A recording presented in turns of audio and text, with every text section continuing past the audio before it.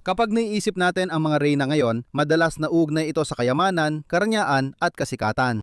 Gayunpaman, maraming mga reyna sa kasaysayan ang nabaliw dahil sa kanilang posisyon o kaya ipinakita sa mga tao na ganoon sila. Sa video natin ngayon, tatalakayin natin ang lahat ng ito at marami pang iba. Para sa ating unang kwento, pupunta tayo sa Espanya noong ika-15 siglo kung saan isang reyna ang nagkaroon ng napakagulong buhay at tinawag na baliw kahit na mataas ang kanyang posisyon. Si Juana, na kilala bilang Joan o Joanna sa mga bansang nagsasalita ng Ingles, ay ipinanganak noong ika-6 ng Nobyembre 1479. Siya ang ikatlong anak at ikalawang anak na babae ni Reyna Isabela Sigay ng Castile at Haring Ferdinand II ng Aragon at may mas nakatatandang kapatid na sina Isabela at John. Ngunit pareho silang namatay sa loob ng isang taon noong 1497 at 1498, kaya't si Juana ang naging tagapagmana ng mga kaharian ng kanyang mga magulang. Bukod dito, may mga nakababatang kapatid na babae si Juana, kabilang si Catherine na pinakasalan si Henry VIII ng Inglaterra. Sa katunayan, ang pagsisikap ni Henry na hiwalayan si Catherine noong mga dekada ng 1520 at 1530 ang naging dahilan ng tanyag na paghiwalay ng Inglaterra sa simbahang Katoliko Romano. Ipinanganak si Juana sa isang pamilya na namumuno sa halos buong tangway ng Iberia, ngunit sa paraang hindi pamilyar sa mga makabagong tao. Noong ika-8 siglo sinakop ng mga Muslim na Arabo at Berber mula Hilagang Aprika ang karamihan ng Iberia. Isang maliit na bahagi lamang ng bansa sa pinakadulong hilaga ang nanatili sa kamay ng mga Kristiyano at dito lumitaw ang kaharian ng Asturias pagsapit ng pagtatapos ng ika-8 siglo. Habang nagaganap ang rekonkista ng mga Espanyol sa Tangway, unti-unting mula ika-8 hanggang ika-15 siglo, maraming maliliit na kaharian ang lumitaw sa iba't ibang reyon. Kasama rito ang kaharian ng Galicia sa Hilagang Kanluran, kaharian ng Portugal sa Kanluran, kaharian ng Leon sa Hilaga, Prinsipado ng Catalonia sa Silangan, at kaharian ng Valencia sa timog nito. Pagsapit na ika-15 siglo, karamihan dito ay napasama at naangkin ng dalawang pinakamakapangyarihang kaharian. Ang una sa mga ito ay ang Castilla na matatagpuan sa gitna ng bansa sa paligid ng Madrid at hawak din ng rehiyon sa timog patungong Toledo at sa hilaga sa kahabaan ng baybayin ng Bay of Biscay. Ang isa pa ay ang Aragon na ang tradisyonal na kabisera ay Saragossa, ngunit lumawak ito pa silangan at timog silangan upang maisama rin ang Barcelona at Valencia. Ang kasal ng mga magulang ni Juana noong 1469 ay bumuo ng isang pag-iisang buklod na pangkasal at pandinastiya sa pagitan ng mga kaharian ng Castilla at Aragon. Bukod pa rito, sa pagtatapos ng pananakop sa Granada, ang huling Muslim na taifa o prinsipalidad noong 1492, dalawang monarka ay nagsimulang mamuno ng sama-sama sa buong tangway ng Iberia maliban sa malayang kaharian ng Portugal sa kanluran. Habang nabubuhay, sina Isabela at Fernando ay patuloy na namuno sa Castilla at Aragon bilang magkahiwalay na kaharian. Ngunit sinuman sa kanilang mga anak ang magmana sa kanila ay balang araw ay magmamana rin ng napakalawak na teritoryong ito. Ngunit nang ipinanganak siya, hindi mukhang si Juana ang tagapagmana. Karaniwan ang pagpapalaki kay Juana bilang isang maharlika. Tumanggap siya ng edukasyong Renaissance na pinaghalo ang mga turo ng mga ama ng simbahan tulad ni na San Jeronimo at San Agustin sa mga gawa ng mga Griego at Romanong manunulat tulad ni na Seneca, Cicero at Quintilian. Natuto rin ang batang prinsesa na tumugtog ng iba't ibang instrumentong pangmusika kabilang ang clavichord, gitara at monochord. Sa huli, natutunan niya ang ilang wika. Iba't ibang dialekto ang sinasalita sa mga kaharian ng kanyang mga magulang, kaya kinailangan matutunan ni Juana ang Kastila, Leonese, Catalan at Portuguese. Nagkaroon din siya ng alitan sa kanyang ina noong kabataan niya. Ang relihiyosong kasigasigan ni na Isabela at Ferdinand ay naging alamat sa buong Europa, kaya tinawag silang pinakakatolikong mga monarka. Itinatag pa nga ni Isabela ang tanyag na Inkwisisyong Espanyol upang usigin ang mga erehe.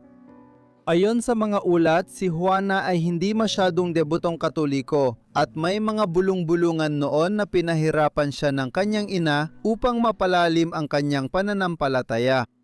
Dito nagsimula ang hindi pagkakaunawaan sa pamilya na posibleng naging sanhi ng mga problema ni Juana kalaunan. Dahil may dalawang mas nakatatandang kapatid, hindi inasahan na si Juana ang magmamana ng nasasakupan ng kanyang magulang. Dahil dito, maaga pa lang ay napagpasyahan ng ipakasal siya sa isa sa mga dakilang pamilya ng Europa, isang pagsasama na magpapalakas sa patakarang panlabas ng Kastil at Aragon. Noong huling bahagi ng ika-15 siglo, ang pangunahing kaaway ni Isabela at Ferdinand ay ang Pransya, isang bansa na kanilang kinalaban para sa kontrol ng tangway ng Italia simula noong unang bahagi ng dekada 90. Ang Pransya ay may isa pang matinding kaaway noon, ang Austrianong bahay ng Habsburg na namumuno sa mga mabababang bansa. Isang malawak na rehiyon na kinabibilangan ng Netherlands, Belgium, Luxembourg at ilang bahagi ng Hilagang Silangang Pransya. Dahil dito, ang pinuno ng bahay ng Habsburg si Maximilian I na siya ring emperador ng banal na Imperyong Romano ay pumayag na ipakasal ang kanyang panganay na anak at tagapagmana si Philip the Fair kay Juana. Ipapakasal din niya si Margaret, anak niya, kay John, ang panganay na anak ni Isabela at Ferdinand, kaya lalo pang pinatatad ang alyansa ng mga monarko ng Espanya at bahay ng Habsburg. Ikinasal si Juana kay Philip noong 1400 at 76 nang siya ay 16 na taong gulang pa lamang. Ang grupo ng kasal na tumungo sa Low Countries ay binubuo ng mahigit 100 barko at dumating doon noong Agosto, mga 2 buwan bago sila ikinasal noong ika-19 ng Oktubre. Nagkaroon ng mag-asawa ng 6 na anak na ipinanganak sunod-sunod mula 1,400 at 78 hanggang 1,507. 4 na anak na babae at 2 anak na lalaki na kalaunan ay naging mga emperador, hari at reyna. Gayunpaman, sa kabila ng tila matagumpay na dinastiyang pagsasama ni Felipe at Juana, may mga problema sa ilalim ng ibabaw. Si Felipe ay kilalang babaero at lantad sa lahat ng kanyang pantataksil sa asawa. Mas nakakabahala, nagsisimula na magpakita si Juana ng ilang palatandaan ng hindi matatag na pag-iisip. Habang nakatira sa mga lugar tulad ng Brussels sa Low Countries, madalas dumaan si Juana sa mga yugto ng depresyon at matinding galit. Ngunit hindi tiyak kung siya ay may sakit sa pag-iisip o epekto lang ito ng emosyonal na kalagayan dahil sa hindi masayang pag-aasawa. Mas lalo pang nakababahala ang mga tismis tungkol sa kalagayan ng pag-iisip ni Juana nang siya ang naging pinakamatandang nabubuhay na anak matapos mamatay sina Juan at Isabela noong 1400 at 77 at 1400 at 78. Si Juan ay namatay dahil sa hindi natukoy na sakit noong 1400 at 77. Buntis si Margarita nang mamatay si Juan, ngunit patay na ipinanganak ang sanggol kaya natapos ang linya ni Juan.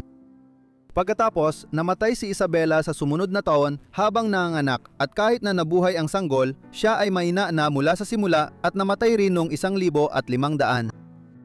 Dahil dito, naging mas mahalagang tao na ngayon si Juana sa loob ng dinastikong politika ng unang bahagi ng ika-16 na siglong Europa. At alam na alam ng kanyang asawa na siya ngayon ay kasal na sa tagapagmana ng mga kaharian ng Kastil at Aragon. Dahil dito, higit niyang sinikap kontrolin si Juana sa mga sumunod na taon na nagpalala pa sa problema nilang mag-asawa. Bukod pa rito, mukhang nagpakita si Juana ng isang uri ng tahimik na protesta bilang tugon sa mapanghibabaw na ugali ng kanyang asawa, madalas siyang nananatili sa kanyang silid at tumatanging kumain. Hindi pa rin tiyak kung totoong may sakit sa pag-iisip si Juana noon o umaakto lang siya dahil sa sitwasyong di niya kontrolado. Nagbago muli ang galaw ng dinastya noong Nobyembre 1500 at 4 nang pumanaw si Isabela, ina ni Juana.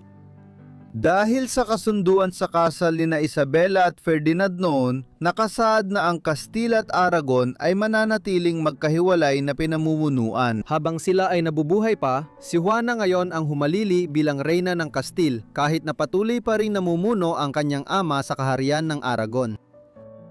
Lalong gumulo ang sitwasyon dahil sa alitan ni Ferdinand, ama ni Juana at Philip the Fair na parehong gustong kontrolin ng Kastil kahit si Juana ang reyna. Dahil dito, sinimulang isulong ni Ferdinand ang ideya na hindi matino ang pag-iisip ni Juana.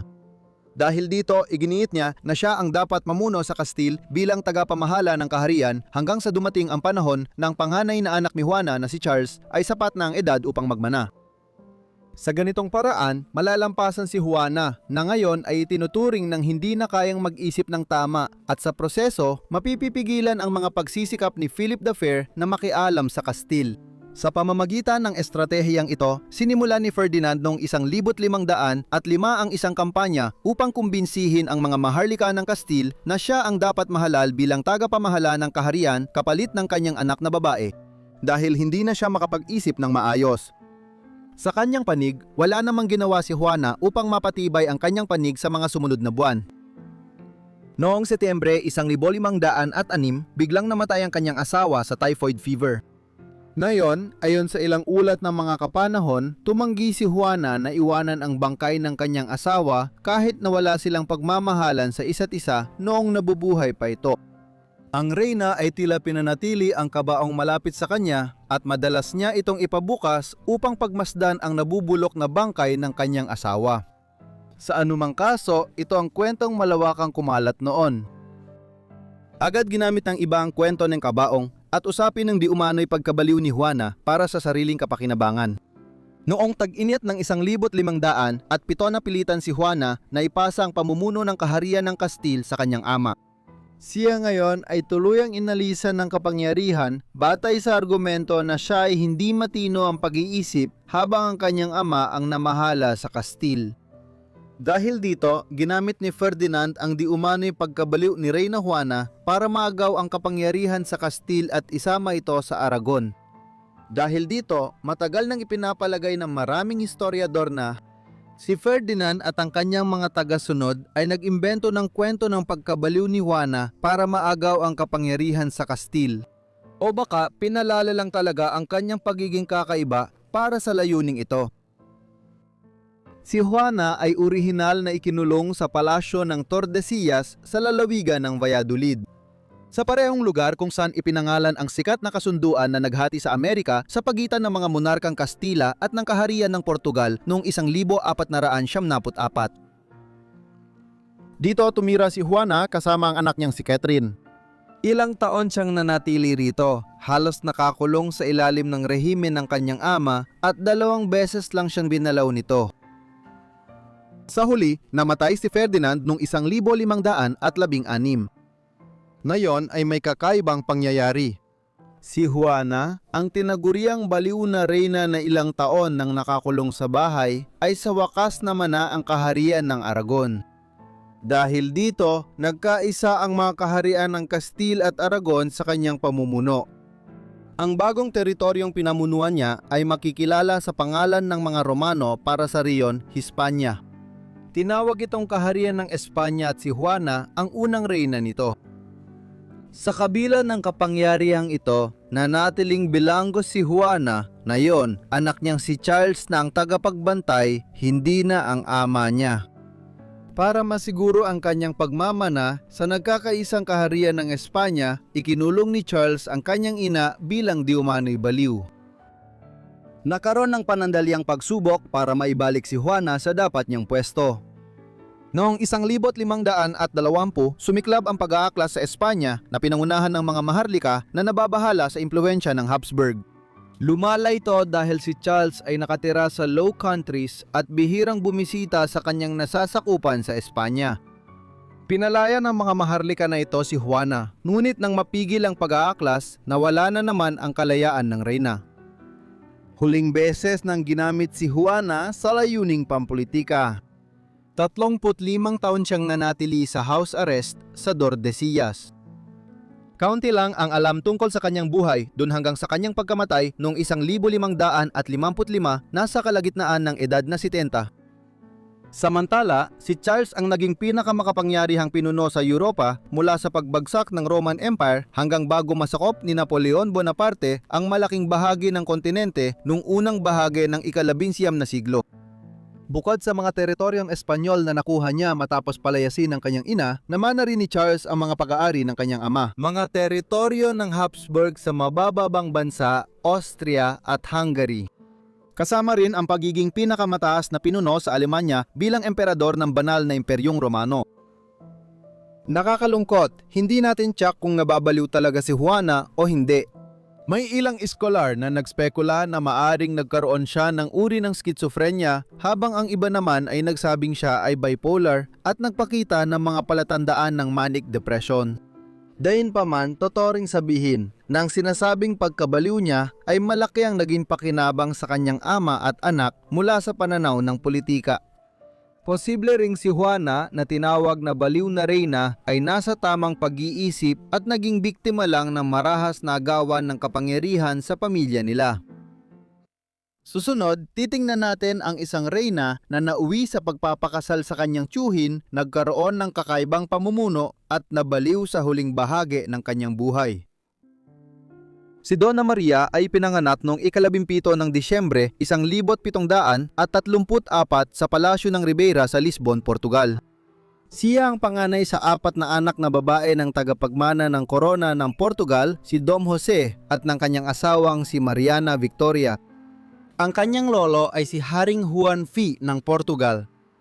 Lumaki si Maria sa formal na kapaligiran ng maharlikang korte ng Portugal sa Lisbon. Tumanggap siya ng mataas na edukasyon noon, kabilang ang panitikan, wika, klasiko ng Griego at Romano at teolohiyang Romano-Katoliko. Noong 1750 ang kanyang ama ay naging hari ng Portugal bilang si Haring Jose I. Sa panahong ito, maaari pa rin magkaanak ng lalaki ang hari at asawa niya. Habang lumilipas ang dekada 1750 at natapos ang panganganak ni Reyna Mariana, naging malinaw na isa sa kanilang anak na babae ang magmamana ng trono. Si Haring Jose bilang unang reyna na namuno ng Portugal sa mahabang kasaysayan ng kaharian. Si Maria ay magiging reyna kung mas tatagal ang buhay niya kaysa sa ama niya. Noong Nobyembre 1, 1755 ng 20 taong gulang si Maria, naganap ang isa sa pinaka-nakagugulat na pangyayari sa kasaysayan ng Portugal. Isang malakas na lindol ang yumanig sa Lisbon noong umagang iyon. Tinatayang 7.7 sa Richter scale ang lakas ng lindol na ang epicenter ay nasa 200 kilometro mula timog kanlurang baybayin ng Portugal. Ngunit ang pinakamatinding epekto nito ay naramdaman sa kabisera ng Portugal, isang mataong lungsod na unang tinamaan ng napakalaking tsunami na nilikad ng lindol at pagkatapos ay nilipol ng mga sunog at mga aftershock sa loob ng ilang oras. Napakalaki ng bilang ng mga namatay at may ilang pagtataya na nagsasabing umabot sa 50,000 katao ang nasawi sa kabisera ng Portugal dahil sa isa sa mga pinakamapaminsalang lindol sa kasaysayan. Kahit hindi halos naapektuhan ng lindol si Maria at pamilya niya, labis namang naapektuhan sa pag-iisip ang kanyang amang si Haring Jose. Pagkatapos ng sakuna, nagkaroon siya ng matinding claustrophobia kung saan natatakot siyang mapunta sa mga lugar na may mga pader. Dahil dito, inilipat niya ang maharlikang korte sa Juda sa labas ng lungsod kung saan nagtipon ang korte sa mga tolda sa loob ng maraming taon. Pagsapit ni Maria sa edad ng mga 25 at nang matiyak na walang tagapagmana ang hari at reyna, muling nabigyang pansin ang usapin ng pagpapakasal niya. Madalas, maagang nag-aasawa ang mga maharlikang Europeo para magkaroon ng maraming tagapagmana at mapanatili ang kanilang linya.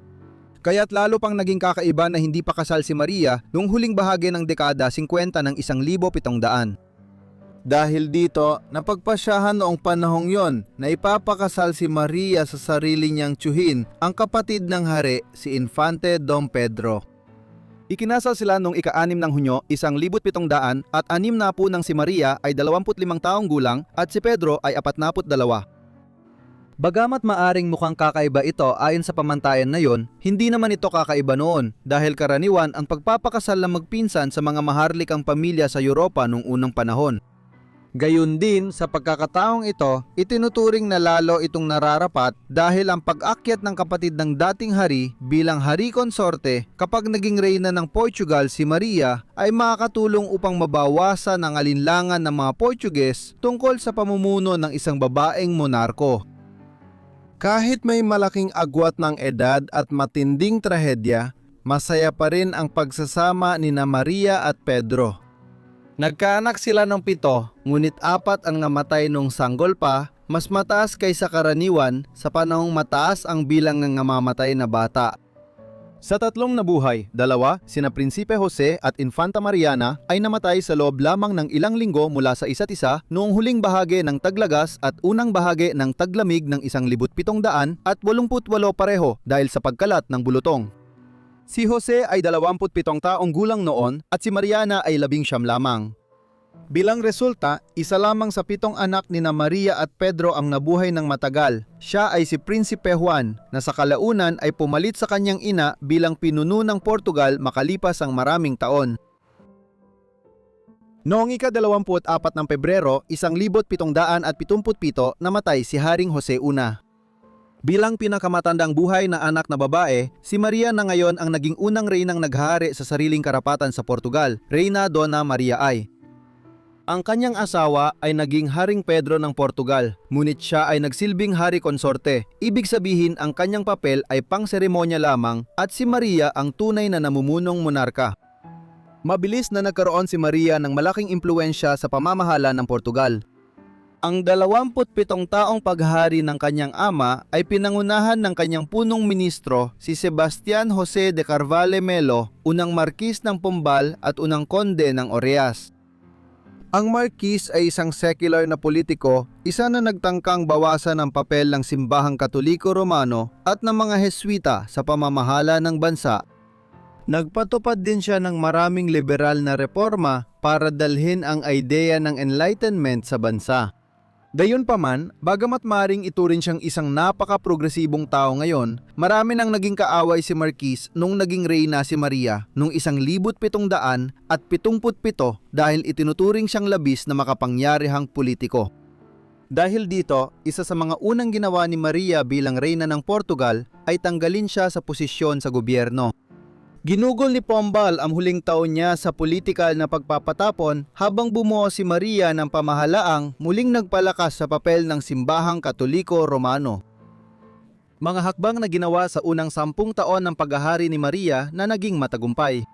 Noong 1782, naging mahalagang kalahok ang bansa sa League of Armed Neutrality, isang kasunduang ginawa ng ilang estado sa Europa para labanan ang pagsisikap ng Britanya na harangin at inspeksyonin ang mga barkong kalakalang papunta at pabalik ng Europa. Ginawa ito upang pigilan ang Pransya na magpadala ng tulong sa mga rebelde sa kolonya ng Britanya sa Hilagang Amerika na malapit ng maging Estados Unidos ng Amerika. Isang taon bago nito, nakamit din ang isa pang internasyonal na tagumpay ng matagumpay na hiniling ng pamahalaan ni Maria sa pamahalaan ng Austria ang pagmamay-ari ng Delagoa Bay sa baybayin ng kasalukuyang Mozambique. Itinatag ng Austrian East India Company ang himpilan ng kalakalan dito ilang taon nang nakalipas, ngunit kinikilala pa rin ang rehiyon bilang saklaw ng impluwensya ng Portugal. Ang pagkuha ng Delagoa Bay sa pamamagitan ng diplomatikong negosasyon ay nagdala ng isang malaking himpilan ng kalakalan sa ilalim ng pagmamay-ari ng Portugal na nagbigay ng malaking kita mula sa kalakalan ng Garing at iba pang mga kalakal.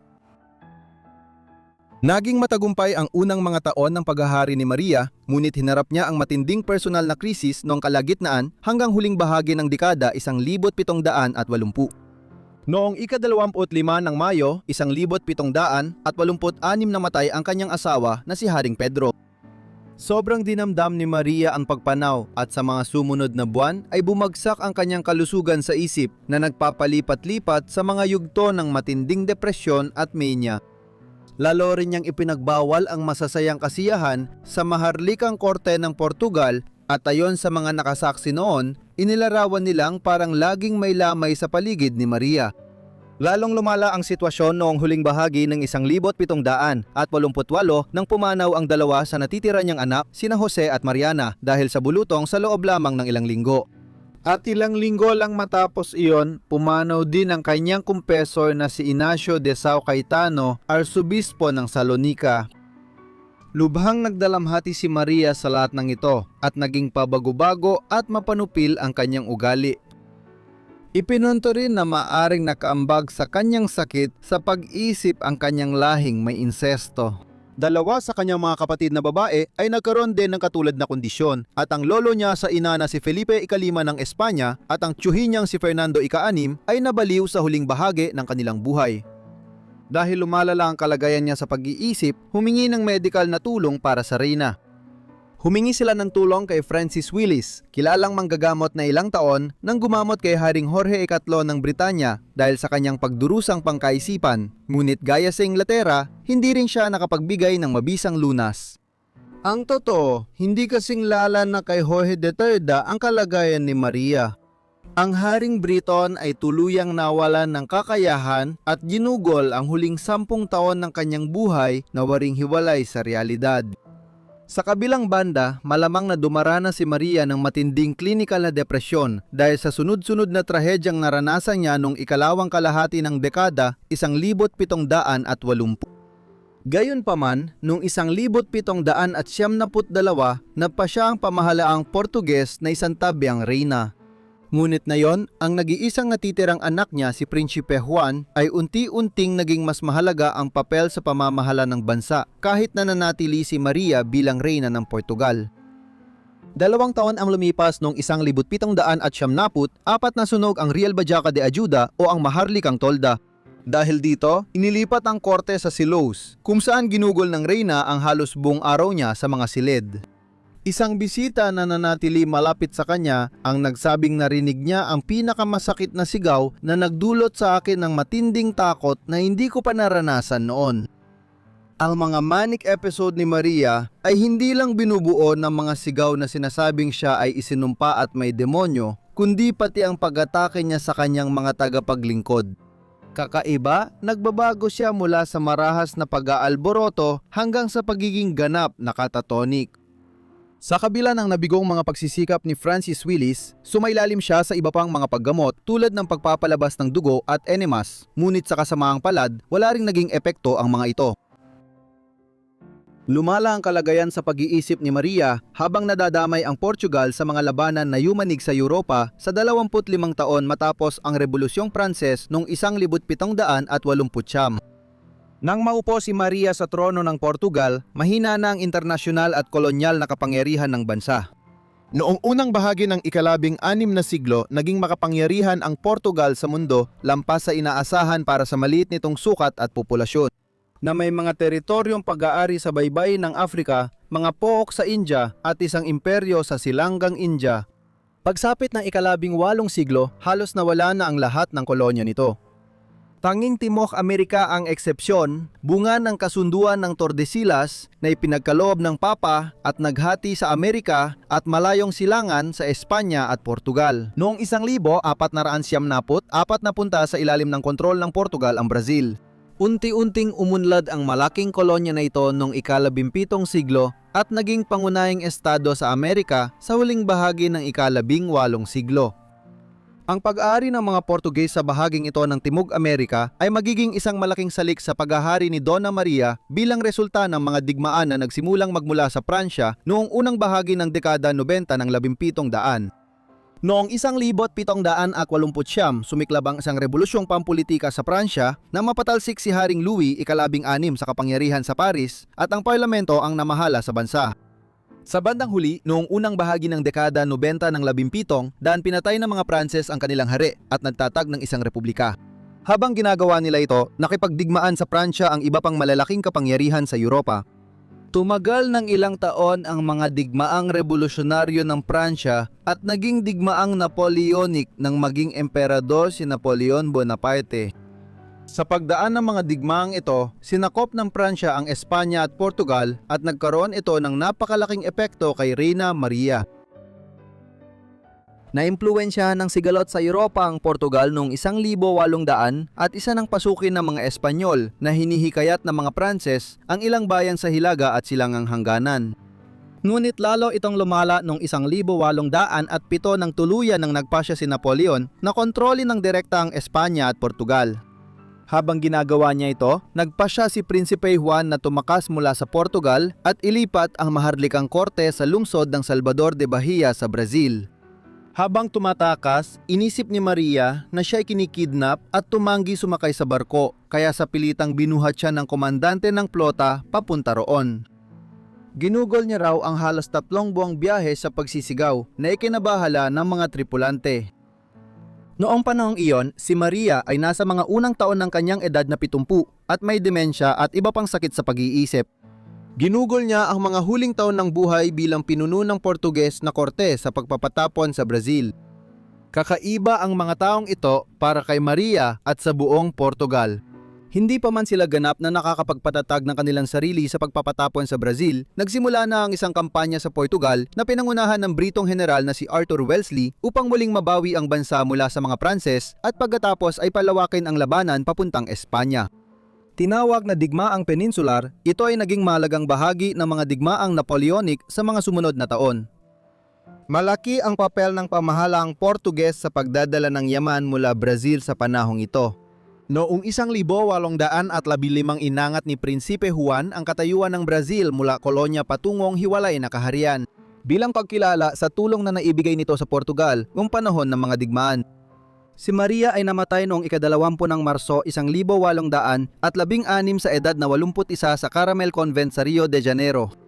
Pinalitan siya ng nag-iisa niyang natitirang anak na si Prinsipe Juan na hindi opisyal na namuno sa Portugal sa loob ng maraming taon at nayon ay opisyal nang naging si Haring Juan VI.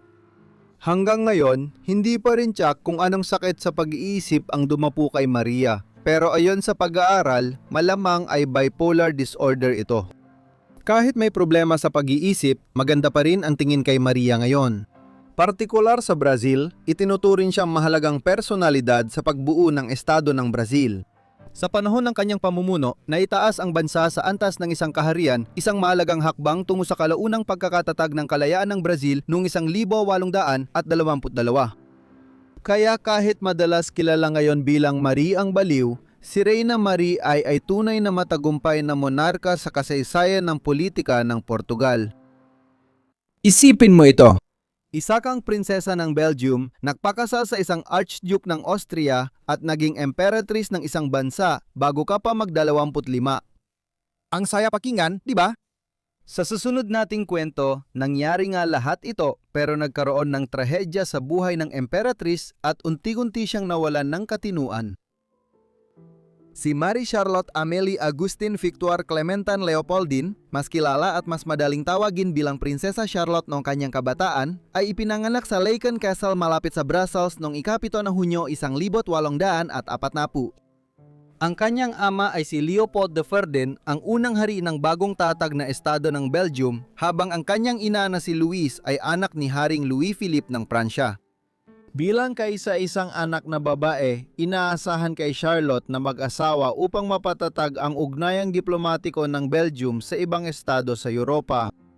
Noong siya ay pinanganak, hindi pa alam kung gaano kalaki ang magiging epekto ng pag-aasawa niya sa kanyang buhay. Lumaki at nag-aral siya malapit sa pamilya ng hari nung kabataan niya kahit nasa sariling tahanan. Ngunit nagbago ito noong huling bahagi ng 1850 nang si Charlotte ay 10 taong gulang pa lamang. Noong Oktubre ng taong iyon, namatay ang kanyang ina sa tuberculosis, kaya ang pagpapalaki kay Charlotte ay iniwan sa kondesa ng Holst, malapit na kaibigan ng pamilya ng hari. Ang kasunduang pangdinastiya na malaki ang naging epekto sa buhay ni Charlotte ay napagkasunduan noong siya'y bata pa. Noong ika-27 ng Hulyo 1857, ikinasal siya kay Archduke Maximilian ng Austria, isang 25 taong gulang na malapit sa linya ng paghalili sa trono sa kanyang kapatid na si Franz Joseph, ang emperador ng Austria. Sa kabutihang palad, naging masaya ang unang taon ng kanilang kasal. Noong nasa Vienna, ang kabisera ng Austria, pinuri si Charlotte dahil sa kanyang kagandahan at sa husay niyang makibagay sa korte imperial at mga ritual nito. Madalas ding nanatili ang mag-asawa sa Hilagang Italya, kung saan naging viceroy si Maximilian ng mga probinsya ng Austria sa Lombardy at Venetia. Ngunit nang mawala ang mga probinsyang ito, lumipat ang mag-asawa sa isang bagong tirahan malapit sa Trieste sa baybayin ng Adriatic. Isa itong payapang simula ng kanilang pagsasama, ngunit agad itong naputol ng mga pangyayari na naganap sa malayong Mexico. Nakamit ng Mexico ang kalayaan mula sa Espanya noong 1800 at 21 matapos ang serye ng pag-aalsa na nagdulot ng pagkawala ng imperyo ng Iberia sa Amerika.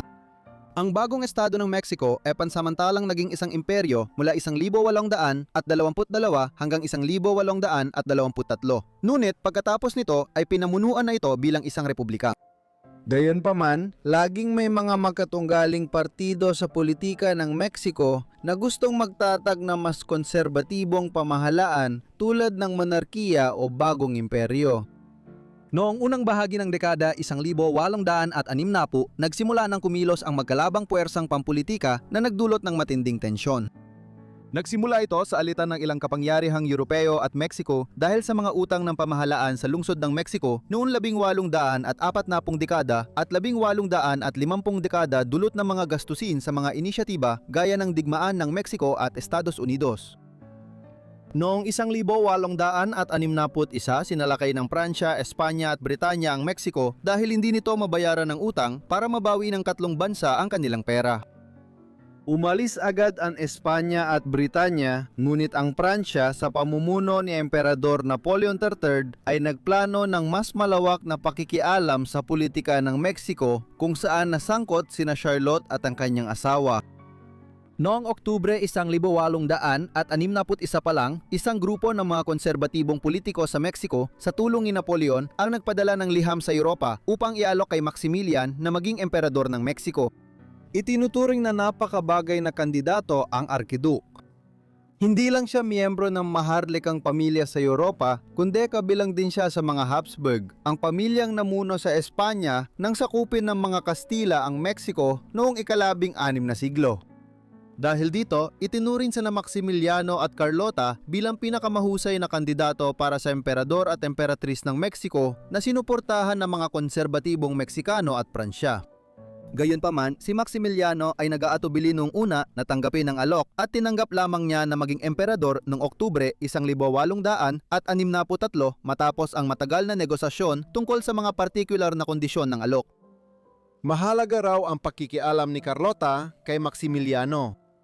Malakas ang suporta ng Arkidukesa sa plano at kilala siyang ambisyosang babae noon. Naniniwalang siya at si Maximiliano ay uunlad bilang mga pinuno ng isang estado sa gitnang Amerika. Kaya naman, noong tagsibol ng 1864 ang batang mag-asawa ay naglayag patungong Amerika. Doon, ang babaeng ipinanganak bilang Prinsesa Charlotte at naging Arkidukesa Charlotte sa pamamagitan ng kanyang kasal ay makikilala na ngayon bilang Emperatriz Carlota. Pero sa kabila ng mataas nilang pag-asa, hindi maganda ang pagtanggap sa mag-asawang maharlika sa bago nilang tahanan. Tumanggi ang maraming paksyon sa politika ng Mexico na kilalanin sila, kaya sumiklab agad ang bigmaang sibil sa pagitan ng mga konserbatibo na sumusuporta sa bagong imperyo at ng koalisyon ng mga liberal at republikano na nagtatanggol sa republika. Kahit sa gitna ng di magandang pangyayari, sinikap pa rin ni Carlota gawin ang mahahalagang tungkulin bilang bagong emperatris ng Mexico. Bukod sa pagkatuto ng Espanyol, nagpakita rin si Carlota ng interes sa kulturang Mexicano, lalo na sa sining, panitikan at kasaysayan. Kasama rin ang pagbisita niya sa Yucatan noong 1865 para makita ang kilalang guho ng Mina. Bilang pagsisikap na mapatatag ang kanilang posisyon, inampon din nila ni Maximiliano ang dalawang miyembro ng pamilya Iturbide, mga inapo ni Agustin de Iturbide na naging unang emperador ng Mexico mahigit 40 taon nang nakalipas noong dekada 1820. Dahil walang sariling anak, ginamit ni Carlota at Maximiliano ang mga batang Iturbide upang patatagin ang posisyon nila at ipakitang may malinaw na linya ng paghalili sa trono kung sakaling may mangyari kay Maximiliano. Hindi naging sapat ang kanilang pagsisikap kaya malapit na matapos ang kanilang pamumuno. Unti-unti, noong kalagitnaan ng dekada 1860 nawala ang suporta na tinatamasa ni Maximiliano at Carlota mula sa ilang mga partido sa Mexico. Ang kanilang pag-angat sa kapangyarihan ay napadali dahil abala ang Estados Unidos sa sarili nitong digmaang sibil mula 1861 hanggang 1865. Pagkatapos nito, naging mas aktibo ang hilagang kapitbahay ng Mexico sa mga usapin sa timog pabor sa mga republikano laban kay Maximiliano. Bukod pa rito, lalong nababaling ang atensyon ni Napoleon III sa mga kaganapan mismo sa Europa, lalo na ang banta ng digmaan laban sa Prussia. Dahil dito, inilihis niya ang interes ng Pransya mula sa Mexico. Ang mga hakbang na ito ay nagresulta sa matinding pag-iisa ni na Maximilian at Carlota at nawalan sila ng malaking suporta. Isang huling desperadong pagsubok na lang para iligtas ang rehimen. Noong tag-init ng 1866 naglayag si Carlota papuntang Europa habang naiwan naman si Maximilian sa Mexico. Misyon niyang humingi ng suporta mula sa mga maharlikang dinastiya sa Europa para sa kanilang layunin. Una, nagtungo siya sa Paris noong Agosto. Sa kabila ng ilang pagpupulong kay Napoleon III, hindi niya nakuha ang suporta ng pinakamalapit na kaalyado para kay Maximilian at inirekomenda pa ng emperador ng Pransya ang kanyang pagbibitiw sa trono. Mula ron, nagtungo siya sa Roma kung saan umaasa siyang mahihikayat si Papa Pio IX na suportahan si Maximilian, isang hakbang na maaring magdulot ng suporta mula sa mga Katolikong kapangyarihan ng Europa kung naging matagumpay. Ngunit lalo pang pagkadismaya ang sumalubong sa kanya rito.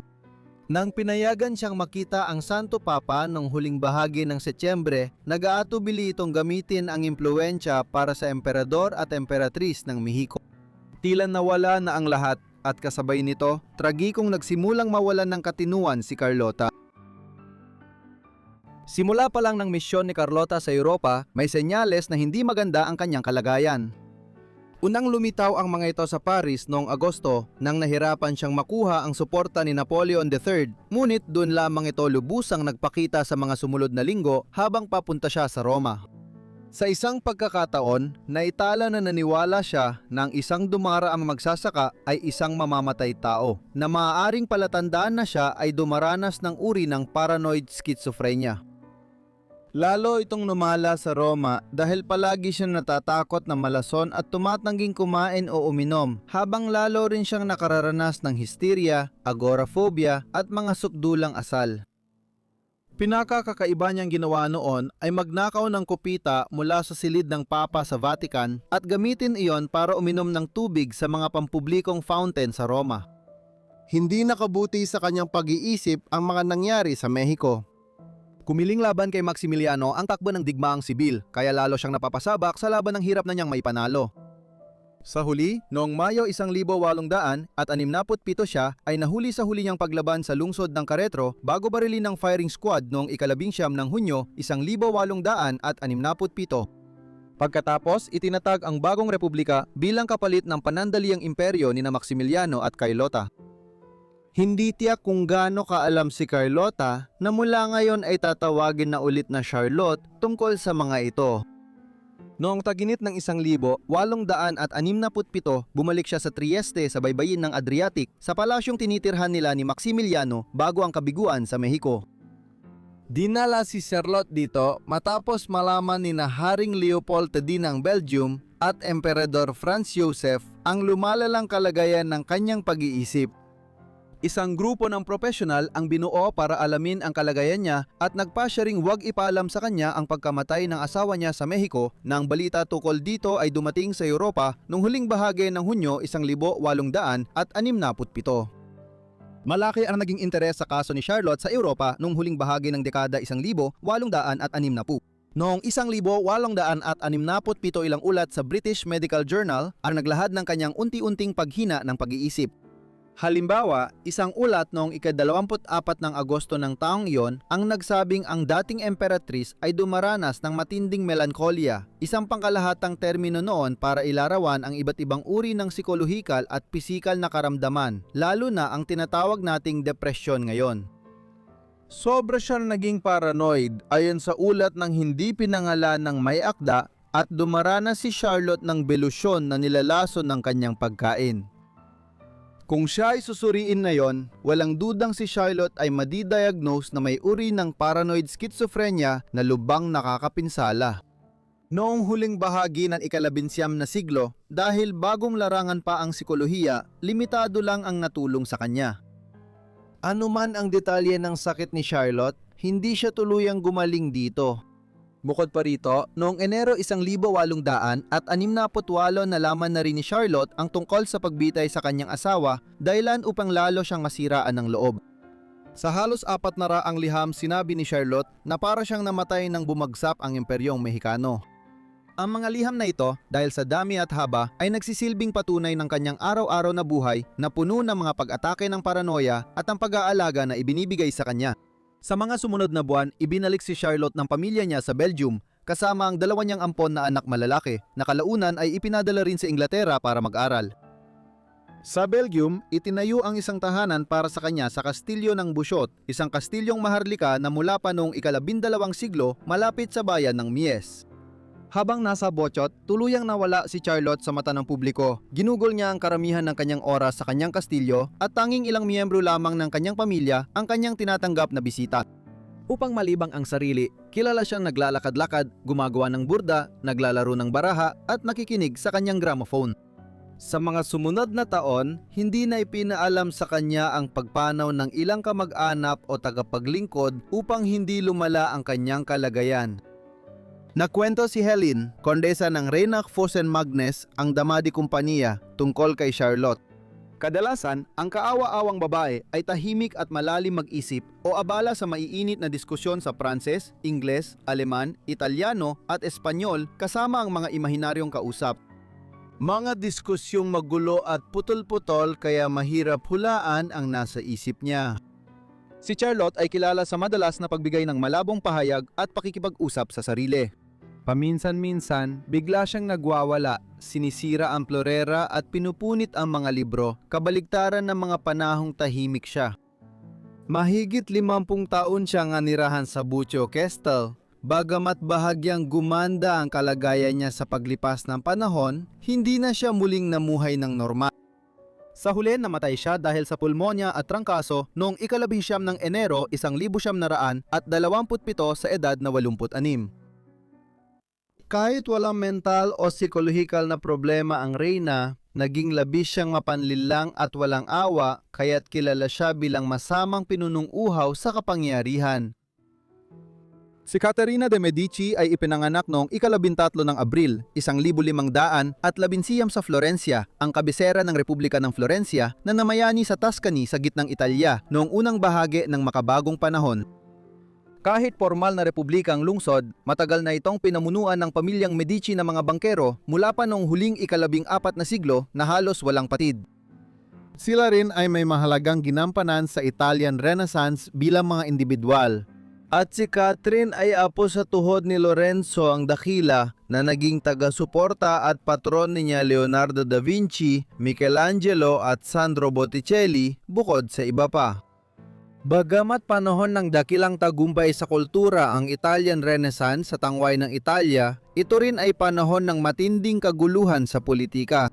Noong panahon na yon, nag-agawan ng kapangyarihan sa mga lungsod-estado ng Italia ang Pransya at Espanya na makapangyarihang bansa sa Europa.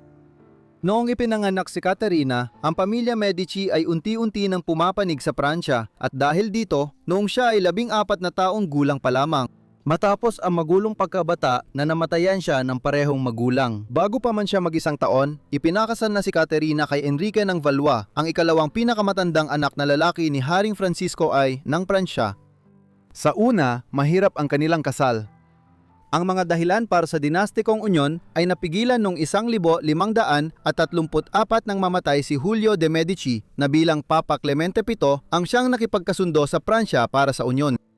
Ang sumunod sa kanya, si Papa Pablo III, ay ibinigay ang suporta ng Papa sa Espanya at pinutol ang pensyon mula sa Papa na natatanggap ni Caterina bilang bahagi ng kasunduang kasal. Bukod dito, halos walang interes si Prinsipe Enrique sa asawa niya noong una at mas pinili niyang magkaroon ng mga kerida. At inibig pa nga niyang isa sa kanila, ang magandang Diane de Poitiers, isang babaeng 20 taon ang tanda kay Enrique, ngunit sinasabing mas bata siyang tingnan. Dagdag pa rito, sa unang 10 taon ng kanilang kasal, hindi nagkaanak ang mag-asawa. Dahil dito si Catherine bilang dayuhan ay lalong hindi naging popular sa Pransya.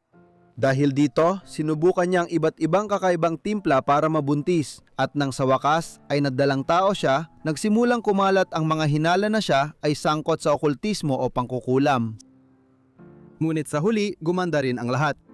Pinuri si Caterina ng korte ng Pransya dahil sa kanyang talino at pagiging sopistikado at naging mahalaga siya sa paglaganap ng Renaissance sa korte ng Pransya sa Paris. Bukod pa rito, simula noong 1544 nagsimulang magkaanak sina Henry at Caterina. Pagdating ng una, sunod-sunod na dumating ang iba. Sa loob ng 14 na taon, nagkaroon sila ng 10 anak, 7 ang nabuhay hanggang pagtanda. Nasa linya na rin si Caterina para maging reyna. Noong 1536 namatay ang nakatatandang kapatid ni Enrique na si Francisco, tagapagmana ng kanilang amang si Francisco ang una dahil sa lagnat. Si Enrique na ngayon ang tagapagmana ng hari at nang pumanaw ang matagal ng naghaharing monarka noong 1500 at 47 si Enrique ang naging Enrique Ikalawa kasama si Caterina bilang kanyang reyna. Gayunpaman, malamig pa rin ang kanilang relasyon at hindi pinayagan ni Enrique ang asawa niyang magkaroon ng tunay na kapangyarihang pampulitika. Kadalasan si Caterina ay napapabayaan habang si Diana, ang manghingibig ni Enrique, ang tumatanggap ng lahat ng atensyon, titulo, ari-arian at mga mamahaling regalo tulad ng damit at alahas. Itinalaga pa nga ni Enrique si Diana bilang dama ni Caterina. Sa panahong ito, nahilig si Caterina sa agham at naging interesado siya sa astrolohiya, astronomiya at pisika. Naging magkaibigan din sila ng kilalang manghuhula na si Nostradamus at dahil dito, nagsimulang kumalat ang mga kwento tungkol sa kanyang interes sa itim na mahika at necromancy. Sinasabing mayroon din siyang mga tauhang gumagamit ng lason para patayin ang kanyang mga kaaway. At kahit na lahat ng ito ay kaduda-duda at malamang na pinalabis, iniulat na noong panahon niya sa Pransya, tumaas ng husto ang bentahan ng mga antidote. Noong 1559, namatay si Henry sa isang kakaibang aksidente sa jousting habang ginaganap ang mga laro para ipagdiwang ang kapayapaan sa Espanya matapos ang mga dekada ng labanan. Dahil dito, si Catherine ay itinulak bilang isang baguhan sa politika upang gumanap bilang reyna regente ng Pransya para sa kanyang anak, ang bagong Haring Francis II. Magkakaroon siya ng malagang posisyon sa politika ng Pransya sa loob ng 30 taon. Sa huli, naging maikli rin ang paghahari ni Francis Ikalawa dahil siya ay namatay noong Disyembre 1567 buwan lamang matapos maging hari at siya ay 16 na taong gulang pa lamang. Hindi tiyak ang ikinamatay niya pero malamang na meningitis ang dahilan. Pinalitan siya ng nakababatang kapatid niyang si Charles na naging Haring Charles IX. Ang bagong monarko ay 10 taon lang kaya kinailangang ipaglaban ni Catherine ang kanyang mga interes sa loob ng maraming taon habang siya ay lumalaki sa masalimuot na politika ng Pransya noong kalagitnaan ng ika-16 na siglo. Malaking hamon ang hinarap ni Catherine dahil nagkaroon ng batang hari ang Pransya sa mismong panahon na kailangan ng bansa ng matatag na pamumuno. Nasa pinakapuso ng lahat ng ito ang isyu ng relihiyon. Noong dekada 1530 at 1540, kumalat ang protestantismo mula sa Alemanya papuntang kanlurang Europa. Ang mga Low Countries sa paligid ng kasalukuyang Netherlands at mga kanton ng Switzerland ay mabilis na naging mga rehiyon kung saan nanghingibabaw ang mga protestante. Gayunpaman, mas komplikado ang sitwasyon sa Pransya. Ang ilang bahagi ng bansa tulad ng Hilaga at Hilagang Kanluran sa paligid ng Normandy at Brittany ay nanatiling matatag sa pananampalatayang Romano-Katoliko. Ngunit malalaking bahagi ng timog ng Pransya, lalo na yaong malapit sa kanlurang Switzerland at lungsod ng Geneva, ay yumakap sa protestantismo. Ang mga Pranses na protestante, kilala bilang mga Huguenot, ay nagsusulong ng kalayaan sa pagsamba sa Pransya. Ganoon sila katindi sa paninindigan na noong 1562 nakipagdigmaan ang mga Huguenot sa pamahalaang Pranses para sa kalayaang sumamba. Ito ang naging simula ng digmaang panrelihiyon sa Pransya na gumambala sa bansa sa natitirang ika-16 na siglo. Si Catherine ay naging sentro ng mga digmaang panrelihiyon kung saan sinubukan niyang mamagitan sa mga Hugenyo na pinamumunuan ni Gaspard de Coligny at sa ultra-katolikong bahay ng Guise. Nais kontrolin ng pangkat Guise ang monarkiya at mangibabaw sa pamahalaan ni Batang Charles noong dekada 1560. Layunin ni Catherine na mamagitan sa magkalabang puwersa at makuha ang pinakamainam na resulta para sa anak niya kapag sumapit na siya sa hustong gulang. Dahil dito, nakilala siya bilang isa sa mga figurang pampulitika ng Pransya na tinawag na politik, mga inuuna ang katatagan at kapayapaan kaysa sa radikal na Katolisismo o Protestantismo. Para sa mga layuning ito, si Catherine ay nagpapalit-palit sa pagitan ng pagsuporta sa pakikidigmang militar laban sa mga Huguenot sa ilang pagkakataon at pakikipagkasundo sa kanila sa ibang mga yugto. Noong 1506, madalas niyang sinusubukang bawasan ang napakalaking impluwensya na nakuha ng pamilya Guise sa mga Katoliko sa bansa. Nakipagkasundo rin siya sa ilang alyansang kasal. Si Charles mismo ay nagpakasal kay Elizabeth ng Austria noong 1570 at 70 ang anak na babae ng banal na emperador ng Roma, si Maximilian Ikalawa. Sinubukan din niyang makipagkasundo ng alyansang kasal sa protestante na reyna ng Inglaterra, si Elizabeth I, sa pamamagitan ng pagpapakasal sa isa sa kanyang mga nakababatang anak na lalaki. At ang negosasyon para sa posibleng kasunduan ng kasal kay Francis, Duke ng Alençon at Anjou, ay tumagal hanggang sa huling bahagi ng 1570s. Gayunpaman, ang kasalang pinlano ni Catherine para sa anak niyang si Margaret at Henry ng Bourbon, prinsipe ng Navarre, noong 1572 ay naging mahalaga, na nagdulot ng mga pangyayari kung saan si Catherine ay pinakanilait at naalala. Si Henry ng Bourbon ay prinsip ng maliit na prinsipalidad ng Navarre sa timog kanlurang Pransya, sa kahabaan ng hangganan ng Espanya sa kabundukang Pyrenees. Bagamat isa siyang prinsip sa sarili niyang karapatan, siya rin ay isang nasasakupan ng korona ng Pransya. May dagdag pang komplikasyon sa planong kasalang ito. Si Henry ay isang protestante at sa unang bahagi ng dekadang 70 ng 16 na siglo, naging isa sa mga pinuno ng Huguenot ng Pransya sa kabila ng kanyang kabataan. Dahil dito, ang kasal ng kapatid ni Haring Charles kay Henry ay pinagkasunduan bilang pagsisikap na wakasan ang mga digmaan ng relihiyon at umaasa rin si Catherine na mababawasan ng impluwensya ng pamilya Guise sa proseso.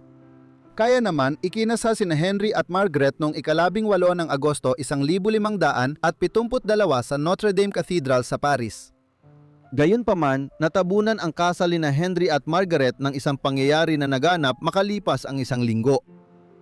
Dahil sa kasal, libu-libong taga-suporta ni Henry ang pumunta sa Paris at habang ang mga Pranses na Huguenot ay nasa mga lansangan ng Katolikong lungsod, tumaas ang tensyon. Sumabog ang tensyon noong gabi na ika-23 ng Agosto, 5 araw matapos ang kasal at tumagal hanggang umaga na ika-24 ang kapistahan ni San Bartolome. Ang masakre sa araw ni San Bartolome ay isa sa pinakakilalang malagim na insidente ng karahasang panrelihiyon noong mga digmaan ng relihiyon na sumalat sa Europa isang siglo matapos ang protestanteng reformasyon. Ang insidenteng nagpasiklab na masakar ay ang tangkang pagpatay kay Gaspard de Coligny, isa sa mga pangunahing Huguenot noong panahong yon noong ika-22 ng Agosto.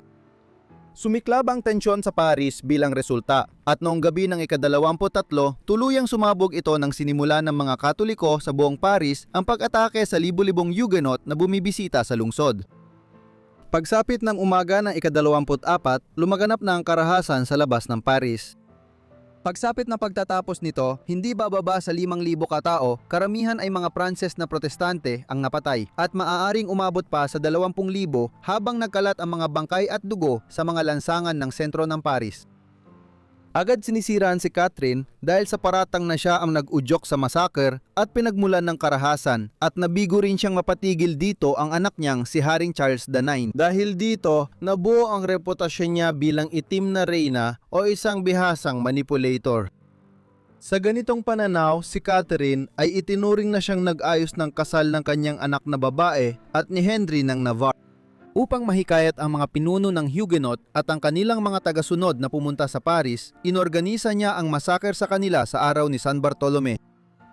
Kahit ganito ilarawan si Catherine, hindi siya talaga responsable sa karahasan. Ang tangkang pagpatay kay Coligny na direktang nagdulot ng massacre kinabukasan ay malamang nagawa ng pamilya Guise na naisirain ang posibleng alyansa sa pagitan ng korona at ng mga Huguenot. Bukod pa rito, ipinatawag ni Catherine ang Royal Council noong ika-23 ng Agosto bago ang massacre bilang pagsisikap na maibalik ang kaayusan sa Paris bago pa man dumanak ang dugo. Ang pagkabigong ito ay sanhi ng kanyang anak na si Charles, isang mahina at inyutil na pinuno, na ang kawalan niya ng pagkilos ay lalo pang pinalala ng mga ulat na noong ika-23 ay ibinulong niya sa kanyang mga tagapayo na patayin silang lahat. Kaya naman ang reputasyon ni Catherine bilang utak ng St. Bartholomew's Day Massacre, isang pangyayaring nagpagalit sa mga protestante sa buong Europa sa loob ng maraming taon, ay halos tiyak na hindi makatarungan. Nagpatuloy ang papel ni Catherine sa politika ng Pransya pagkatapos ng 1572. Pagkalipas ng 2 taon, namatay si Charles sa tuberculosis na walang tagapagmana. Kaya naman, ang sumunod na nakatatandang anak na lalaki ni Catherine, si Henry, ang naging hari bilang Henry III. Wala noon sa Pransya ang bagong monarko dahil nasa Poland siya bilang kandidato sa trono ng Polish-Lithuanian Commonwealth. Dahil dito, pansamantala noong 1574 muling, naging reyna regente si Catherine para sa kanyang anak na wala roon at nanatili siyang tagapayo ni Henry sa buong panahon ng kanyang pamumuno. Gayunpaman, hindi siya ganong nagustuhan ng mga Pranses at madalas siyang sinisisi sa anumang problemang lumitaw. Dahil dito, noong 1574 may isang hindi kilalang may akda na naglatala ng isang akda na labis na mapanira sa kanya, kaya lalo pang tumibay ang reputasyon ni Catherine bilang isang masamang reyna. Sa kanyang pamumuno, maraming paratang ang ibinato kay Catherine. Kasama rito ang paratang na nilaso niya ang ina ni Henry ng Navarre na may silid siya sa kanyang kastilyo na puno ng lason at na nagbigay pa siya ng mga prostitute para sa kanyang yumaong anak noong bata pa ito. Noong 1577, inilarawan ni Juan Pierre Lestoil ang isang piging na inihanda ni Catherine. Sinabi niya na sa piging, ang pinakamagaganda at kaakit-akit na babae sa korte ang nagsilbing tagasilbi, kalahating hubad at nakalugay ang buhok na parang bagong kasal. Ngunit malamang ay malayo ito sa katotohanan. Hindi naman talaga siya nandoon. Noong dekada 1570 hanggang 1580 buong tapang na nagsikap si Catherine na pigilan ang France na tuluyang malugmok sa mas matinding kaguluhan. Nagpatuloy ang digmaang panrelihiyon, ngunit matagumpay niyang napigilan ang kanyang mga anak, ang hari at sina Duke ng Alençon at Anjou na sumali sa bagong digmaan laban sa Espanya noong huling bahagi ng dekada 1570 na kung saan ang korona ay lubos na hindi handa dahil sa sariling kaguluhan sa loob ng France. Nabawasan din niya ang kapangyarihan ng mga guys. Ngunit nanatili pa ring tinik sa pampulitikang kalagayan ng bansa na ilang beses nagbanta na makipagkasundo sa Espanya at magdala ng mga sundalong Kastila sa bansa laban sa mga Huguenot. Pagsapit na kalagitnaan ng dekada 1580 si Caterina ay matanda na at palala ng palala ang kanyang karamdaman at namatay noong 5 ng Enero 1589 sa edad na 69. Pagkalipas ng 9 na buwan, pinaslang malapit sa Paris ang anak niyang si Enrique III ni Jacques Clement, isang katolikong panatiko na di nasiyahan sa pag-aatubili ng monarka sa mga Huguenot ng Pransya. Namatay si Enrique na walang lalaking tagapagmana at una nang namatay ang kapatid niyang si Francisco. Ngayon, si Enrique ng Navarre na 17 taon ng kasal kay Margarita, anak ni Catherine at naging sanhi ng massacre sa araw ni San Bartolome, ay bagong hari. Bilang having Enrique the Party, agad siyang nagpasyang magkatoliko para matapos ang mga digmaan sa relihiyon at sinabi niyang ang Paris ay sulit para sa isang misa. Noong 1578 tinapos niya ang alitan sa relihiyon sa pamamagitan ng Edict of Nantes na nagbigay sa mga protestanteng Pranses ng kalayaan sa pagsamba na matagal na nilang hinahangad. Natapos ang mga digmaan sa relihiyon sa Pransya hindi dahil sa mga anak ni Catherine kundi sa lalaking ipinakasal niya sa kanyang anak noong 1572 na naging simula ng isang malungkot at kilalang trahedya sa kasaysayan ng bansa. Para sa ating huling kwento, pupunta tayo sa isla ng Madagascar kung saan isang reyna ang pumatay ng libu-libong kanyang mga nasasakupan. Ang nakakagulat na kwentong ito ay isinalaysay ni Moitis Medjo. Si Rana Valona ay pinaniniwalaang ipinanganak noong bandang taong 1778 sa isla ng Madagascar. Ang pangalan niya sa kapanganakan ay Ramovo. Kahit na ang isla ay matatagpuan sa Indian Ocean, mga 400 kilometro mula sa baybayin ng Silanggang Afrika.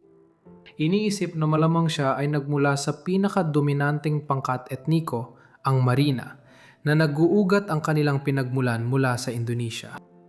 Ang Madagascar ang ika-4 na pinakamalaking isla sa mundo, kilala sa magagandang tanawin at napakakaiba-iba ng populasyon. Ipinapakita ng bagong ebidensyang archaeological na mas maaga pa sa inaakala ang paninirahan ng tao sa isla. Isang grupo ng mga siyentipiko mula sa Zoological Society of London ang nakadiskubre ng mga fossilized na buto ng hayop na tila may mga markang hugis tasa. Tinatayang 10,000 taon ng mga buto. Malaking bahagi ng mga naninirahan ngayon ay nag-uugat ang kanilang lahi sa mga unang nanirahan na dumating sakay ng bangka noong bandang 500 AD mula sa Africa at Indonesia. Sama-sama, ang mga naninirahan ay tinawag na Malagasy. Noong 1500, isang pangkat ng mga barkong eksplorasyon ng Portuges ang dumating sa isla sa pamumuno ni Diogo Diaz at sila ang naging unang mga Europeo na tumapak sa Madagascar. Una itong pinangalanan ng mga Portuguese na San Lorenzo. Bilang isang inapo ng mga Malagasy, ipinanganak si Ranavalona bilang isang karaniwang tao na walang namamanang karapatan sa pagiging maharlika. At dahil dito, hindi siya natutong magbasa o magsulat dahil hindi siya nakatanggap ng edukasyon. Ang kanyang pag-akyat sa trono ay nagkataon lamang. Ang kanyang ama ay nakakuha ng impormasyon tungkol sa isang tangkang pagpatay sa magiging hari, Andrianam Boigny Merina. Naipaalam agad sa kanya ang planong pagpatay, kaya napigilan ito. Ang mismong tiyuhing niya na namumuno noon ang nagplano ng tangkang pagpatay. Ginawa niya ito dahil gusto niya na anak niyang maupo sa trono. Pero ayon sa utos ng kanyang yumaong ama, mangyayari lang ito kapag wala na ang kanyang pamangkin sa mundo. Si Andrianam Boigny Merina ay masigasig na taga-suporta ng pagpayag sa mga kanluranin na magturo at magbahagi ng kultura sa bansa. Ngunit matindi ang pagtutol ng kanyang tiyuhin at mga tradisyonal na Malagasy na pare sa kanilang presensya. Nalaman ni Andrianam Boigny Merina kung paano nadiskubre ang mga tangkang pagpatay at labis siyang nagpasalamat sa ama ni Ranavalova sa proteksyon nito. Bilang pasasalamat, inampon niya si Ranavalona bilang sariling anak nang maupo siya sa trono. Ngayon, ang hari na si Andrianam Boigny Merina ay may anak na lalaki na tinatawag na Gradama. Parang hindi pa sapat ang gantimpala ng pag-aampon, ibinigay pa ng hari si Ranavalona bilang mapangasawa ng kanyang anak na lalaki. Nang maupo si Radama sa trono, agad naging labis na pinag-aagawan si Ranavalona para sa kanyang pagmamahal. Nagkaroon siya ng maraming kalunya at gustong pakasalan ng ilan sa kanila. Si Ranavalona ang una sa kanyang 12 asawa at sa bawat bago niyang kasal, unti-unting nawala ang alab ng pagmamahal niya sa una at lalo silang naging malayo sa isa't isa. Nagkakaroon sila ng hindi pagkakasundo sa kanilang mga desisyon, magkaiba ang kanilang pananaw kung paano dapat pamahalaan ng bansa at kung sino ang dapat payagang makapasok. Lalong lumala ang sitwasyon dahil hindi nagkaanak si Ranavalona, kaya't nanggangalib ang paghalili kay Radama at kailangan niyang kumilos agad para masiguro ang kanyang pwesto sa mga kandidato. Dahil hindi niya nabigyan ng asawa ng lalaking anak na hahalili sa kanya, nanganganib ang kanyang kinabukasan. Noong taginit ng 1,800 at 28 namatay si Haring Radama sa edad na 36. Ayon sa mga tala ng kasaysayan, labis siyang nagdusa mula sa tila ay syphilis o cirrhosis ng atay. At sa ilang mas dramatikong tala tungkol sa kanyang pagkamatay, sinasabing hiniwa niya ang sarili niyang leeg upang makatakas sa sakit ng kanyang pagdurusa. Namatay si Radama kasama ang dalawa niyang pinakamalalapit na tauhan sa korte. Parehong pabor ang dalawang tauhan sa korte kay Rakotobe bilang kahalili. Si Rakotobe ay anak ng pinakamatandang kapatid na babae ni Radama at itinuturing na matalino dahil siya ang unang mag-aaral na nag-aral sa unang paaralan na itinatag ng London Missionary Society sa Antananarivo. Hindi agad iniulat ng dalawang tauhan sa korte ang pagkamatay ng hari sa loob ng ilang araw dahil sa takot na gantihan sila kapag isinumbong nilang isa sa mga karibal ng kanilang hari. Ngunit isang mataas na opisyal ng militar na si Andrea Mamba ang nakatuklas ng pagkamatay ng hari at nakipagtulungan sa iba pang makapangyarihang opisyal upang si Ranavalona ang italagang tagapagmana ni Radama sa halip na si Rakotobe. Kahit maagang namatay, naging matagumpay si Radama sa pamumuno. Nagtagumpay siyang pag-isahin ang iba't ibang tribo at angkan ng Madagascar sa isang kaharian sa pamamagitan ng pagbuo ng isang mahusay na sinanay na puwersang militar upang sakupin ang iba pang mga lupain ng tribo sa isla. Binuksan din niyan bansa sa mga misyonerong Kristiyano, manggagawa at tayuhang kalakalan na nais magdala ng impluwensyang banyaga. Kahit hindi siya Kristiyano, napapayag siya ng mga misyonero na ipagbawal ang pagkaalipin. Nakalaunan ay sinang-ayunan niya, kahit tutol ang ilang malalapit niyang tagapayo. Partikular na layunin ni Radama ang isang malapit na alyansa sa mga Briton. Dumating ang mga misyonerong Welsh sa isla sa pamumuno ng London Missionary Society na nagawa nilang gawing Kristiyano ang malaking bahagi ng korte ng Marina bago magbigay ng kanluraning edukasyon sa mga bata. Bagamat naging masagana ang isla sa ilalim ni Radama, nagdala naman ng pighati at pagkawasak ang kanyang tagapagmana. Napagpasyahan na si Ranavalona ang magiging susunod na pinuno ng Madagascar. Malaki ang epekto ng kapangyarihan sa kanyang buhay. Iniiwasan ng asawa niya ang ilang tao, pero si Ranavalona ay nagpakasaya sa atensyon nila at agad tinanggal ang mga kaaway at posibleng tagapagmana ng trono, tulad ni Rakachub. Nang malaman niyang si Rakachub ang kalaban sa korona, ipinakulong niya at ginutom hanggang mamatay ang ina nito, pati ipinapatay si Rakachub. Inutusan niyang ipapatay pa ang mas marami niyang kaaway at sinubukang ihiwalay ang isla at mga tao mula sa impluwensya ng labas. Sinakop ng mga kolonong mula sa Gran Britanya at Pransya ang mga kalapit na teritoryo at maganda ang ugnayan nila sa mga Malagasy. Ngunit ganap na pinutol ni Ranavalova ang ugnayan sa kanila. Sinabi niya sa mga Briton at Pranses na hindi niya igagalang ang kasunduang ginawa ng kanyang asawa.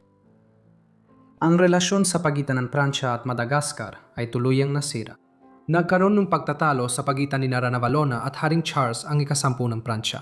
At noong 1829, iniutos ni Haring Charles sa kanyang mga puwersa na sakupin ang isla. Inatake ng mga Pranses ang Tamatave at Tintingwe. Pero matapang na lumaban ang mga Malagasy para sa kanilang reyna. Umatras ang mga Pranses at itinigil ang pag-atake kahit nag-aalala ang mga Malagasy para sa kanilang reyna. Pinalakas sila ng kanilang pambansang pagmamalaki. Napagtanto ni Ranavalona na kailangang buksan ang Madagascar sa pakikipagkalakalan sa Britanya at Pransya para gawing moderno ang bansa. Dahil sa potensyal ng export ng bigas at baka, nagpadala siya ng delegasyon sa Paris at London para sa kasunduan, ngunit nabigo ang negosasyon. Hindi pumirma ang Madagascar ng kasunduan sa Pransya o Britanya at noong 1845, sinalakay ito ng pinagsamang tropang Pranses at Briton. Napigilan na naman ng mga taga-Madagascar ang pag-atake. Dahil dito, nagdesisyon si Ranavalona na huwag masyadong umasa sa inaangkat mula Europa at nagpatayo ng mga pabrika sa buong isla para gumawa ng sariling produkto. May mga pabrika na kayang mag-empleyo ng lampas. 20,000 tao sabay-sabay. Nagsimulang mag-produce ng malakihan ng mga taga-Madagascar ng sariling tinta, baril, bala, rum, kanyon, porselana, seda, ladrilyo at iba pa. Nabawasan ang pagdepende sa Europa, pero nanatiling maganda ang kalakalan ng bansa sa Estados Unidos habang nagbabago ang isla. Damit ang sariling produkto, nagpatayo si Ranavalona ng malaking at magandang palasyo sa kabiserang lungsod na Antananarivo. Nagpagawa siya ng kodigo ng batas at pinagawa ang unang diksyonaryo sa Malinas sa kanyang mga eskolar. Sa palasyo, pinaliguan siya ng mga tagapaglingkod gamit ang sabon na tinurong gawin ng mga Europeo sa mga taga-Madagascar. Naliligo siya sa batya sa balkonahe na tanaw ng buong lungsod. Hubad siya maliban sa suot na sombrero habang ina-enjoy ang atensyon ng mga nanonood sa ibaba. Nagpapaparty siya sa palasyo, ipinapakita ang hilig sa sining at pinalalagyan ng mga pintang Napoleonic ang mga pader. Kumakalat ang reputasyon ng reyna bilang malupit na monarka habang pinuputol niya ang ugnayan sa ibang bansa. Kinondena niya ang kanilang mga turo at relihiyon at ang tumangging talikuran ng Kristyanismo ay itinapon mula sa bangin sa labas ng Rova. Gusto ni Donna Velona na ibalik ng mga taga-isla ang dati nilang tradisyon at pananampalataya. Ang orihinal na relihiyon ng mga Malagasy ay naniniwala kay Zanabari bilang lumika.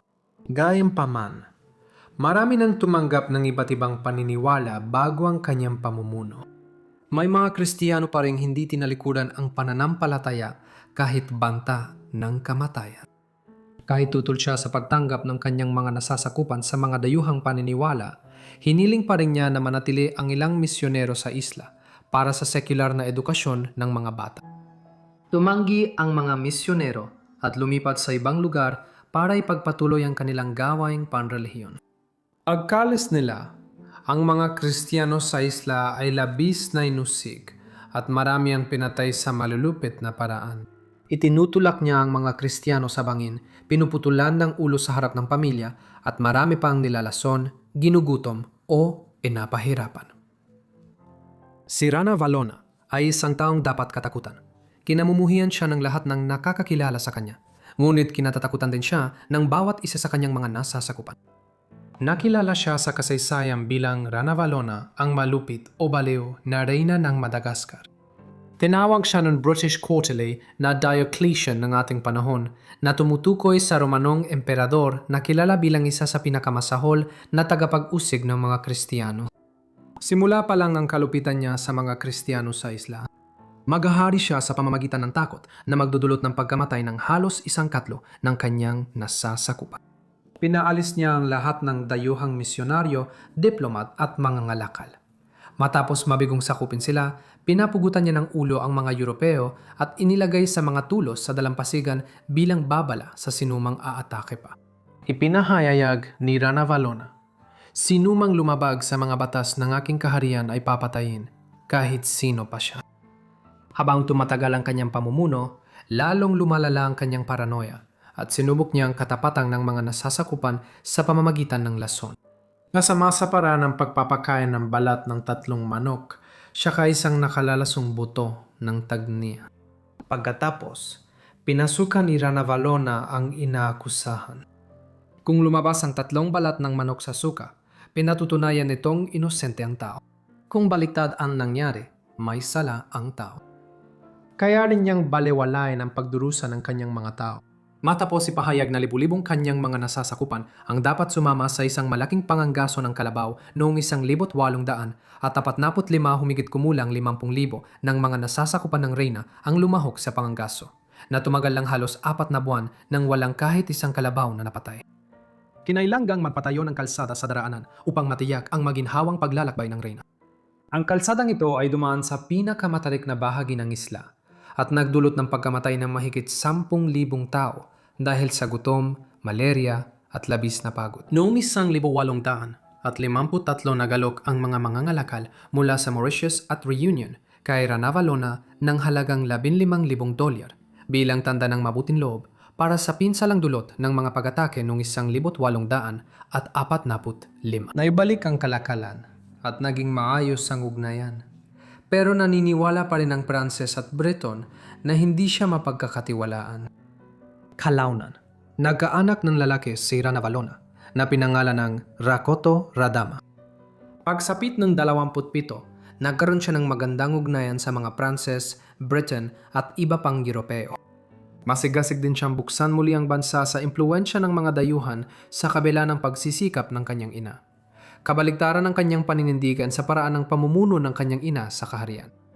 Dahil sa pagtutol ng anak at tagapagmana sa kanyang pamumuno, nagplano ang pamahalaan ng Pransya at Britanya na babagsakin ng reyna at gawing hari ang kanyang anak. Dahil sabik sa kapangyarihan, sumali si Rakoto sa plano. Magamat nais niyang mamuno, nabigo ang plano at labis na lungkot si Rana Valona sa pagtataksil ng anak niya. Ginugol niya ang buong buhay niya sa pakikipaglaban at pagpatay sa kanyang mga karibal, kahit sa loob ng sarili niyang maharlikang korte. Ngunit sa pagkakataong ito, ang anak niya mismo ang nagtangkang tapusin ang kanyang pamumuno. Noong Agosto 16, 1,800 at 61 namatay si Rana Valona habang natutulog sa edad na 83. Pagkatapos ng 33 taong pamumuno, ang kanyang anak na si Radama Ikalawa, daya ng pagkakakilala sa kanya, ang humalili sa kanya. Maraming salamat sa inyong lahat sa panonood ng video na ito tungkol sa iba't ibang baliw at malulupit na reyna. Sana ay naging interesante ito para sa inyo. Ipaalam ninyo sa akin ang inyong opinyon tungkol sa kanilang mga buhay sa ibaba sa mga komento. At kung gusto ninyo pa ng mas mahahabang compilation na tulad nito, siguraduhin ipaalam ninyo sa akin sa mga komento sa ibaba. Sana ay nagkaroon kayong lahat ng isang napakagandang Pasko at maligayang bagong taon sa inyong lahat. Salamat sa lahat sa isa na namang magandang taon. Kita-kits ulit sa susunod na Forgotten Lives sa 2024. Salamat!